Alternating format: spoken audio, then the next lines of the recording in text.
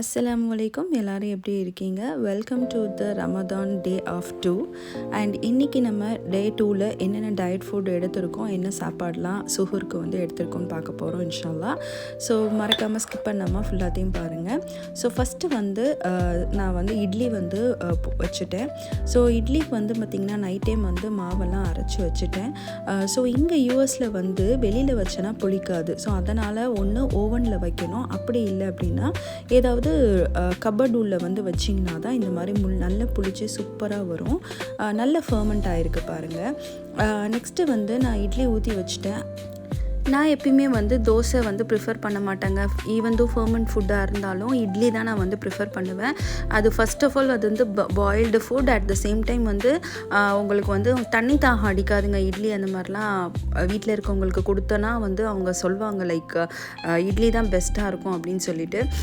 Next வந்து fruit வந்து எடுத்துக்கோங்க. ஃப்ரூட்ஸ் வந்து பார்த்திங்கன்னா ஒரு பவுல் வந்து எப்பயுமே நீங்கள் சஹருக்கு வந்து வைக்கிறீங்க அப்படின்னாக்கா டைனிங் டேபிளில் ஒரு ஃப்ரூட் பவுல் வச்சுருங்க. ஸோ கொஞ்சம் லிட்டில் அமௌண்ட் அட்லீஸ்ட் அவங்க எடுத்தால் கூட போதும்.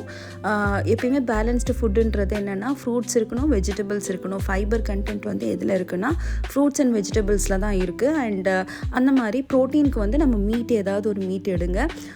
நெக்ஸ்ட்டு கார்ப்ஸுக்கு வந்து நீங்கள் ரைஸ் எடுக்கலாம், இல்லைனா சப்பாத்தி எடுக்கலாம். பட் சப்பாத்திலையுமே கொஞ்சம் க்ளூட்டன் எல்லாம் இருக்கிறதுனால உங்களுக்கு ரைஸ் எடுக்கிறது ரொம்பவே நல்லது. சப்பாத்தியை காட்டிலும் உங்களுக்கு வந்து ரைஸ் வந்து பெஸ்ட் ஆப்ஷன் நான் சொல்லுவேன். அப்படி இல்லைனா இட்லி அந்த மாதிரி டிஃபன் ஐட்டம் சாப்பிட்றவங்களா இருந்தால் இட்லி எடுத்துக்கோங்க.